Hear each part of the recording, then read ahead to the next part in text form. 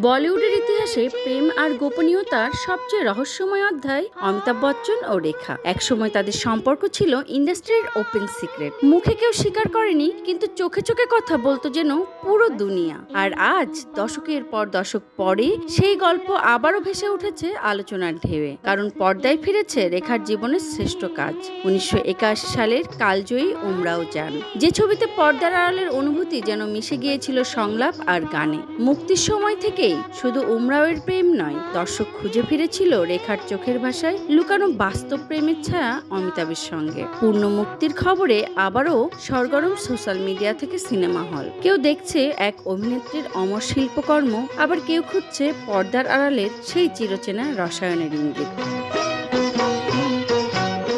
Desk report, voice of tiger.